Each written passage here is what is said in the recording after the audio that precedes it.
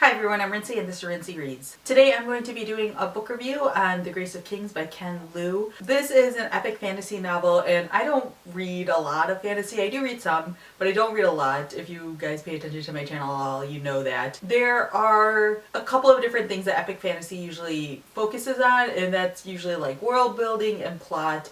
But the fantasy that I'm always drawn to the most are fantasy books with really interesting characters. I mean, you could say that about any book that I read. The books that I'm drawn to the most are the ones with the really interesting characters, but especially for fantasy, that's what keeps me going. Especially when the books are like 600 pages long, like this one was. I need really interesting characters to keep me gripped to the plot. In this story, you are basically following a rebellion that's happening, and there are these two characters who are sort of the focus of the story. The first one is Kunigaru, which I'm probably going to mispronounce all the names in the story. I'm just going to say this now. He starts off at the beginning of the story as this like lowly bandit who just has no real ambition or anything like that, but suddenly he finds himself moving up the ranks in society and becoming one of the main leaders in the rebellion. And then the other main character is Mata Zindu, who is sort of this fierce, massive warrior who's known for just consistently epically taking over these battles. And these two characters end up meeting within the story and form this sort of unlikely friendship, and then eventually their friendship sort of falls apart as the rebellion continues on. The thing that compelled me in this book were these two characters as well as some of the other characters who surround them. I'm not someone who likes war stories a lot. There's a lot of chapters in here that are just like battle scenes, which is like my least favorite thing in novels ever. So I will admit that those sections I possibly skimmed more than I read with extreme detail. But like I said, these characters are just so fantastic. The growth and the changes that you see between these two main characters is just so well done. They're both so complex, and you see how their history and the way that they grew up ends up influencing the paths that they end up taking and the way that they lead their own armies and the choices that they make in the future and the type of leaders that they want to be. When these two characters meet, there's a lot of thoughts from Mata, who is the warrior, about how Kuni is more gracious than he thinks a king or leader should be. You get to see sort of a softer side of Kunigaru because he does end up getting married and having kids,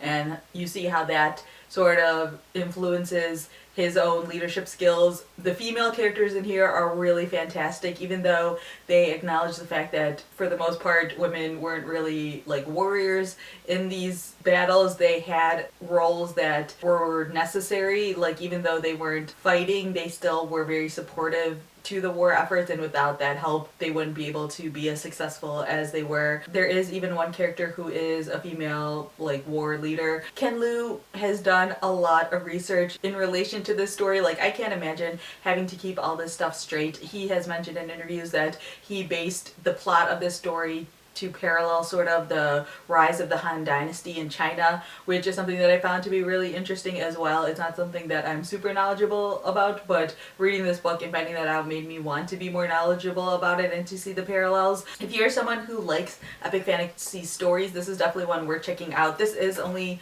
the first book in what is to be a series, but this is also a book that has such a satisfactory ending that even if I read none of the other books in the future, I would be happy with what I've read so far. But I probably will be picking up the rest of these books in the future because I was so intrigued by these characters, and as long as Ken Liu keeps that up, I'm in. If you like Game of Thrones or you like N.K. Jemisin's books, I feel like that this would be another fantasy book worth picking up. Like I said, the politics and the world building and the friendships and betrayals and the complexities of war are all explored so well in this book that even though this on paper wouldn't necessarily seem like a book that I would enjoy, I really enjoyed it. I think I gave this book like a 3.5 out of 5 stars. I did take my time with this one as well. It took me a while to get through this. I believe it was like a couple of weeks that I was reading this book. It was completely worth all of that time, and I would highly recommend it again if you are looking for a new epic fantasy series to check out. So yeah, those are my quick thoughts on The Grace of Kings by Ken Liu. I've mentioned this in other videos, but Ken Liu is going to be at Book Riot Live, so if you are interested in seeing him speak,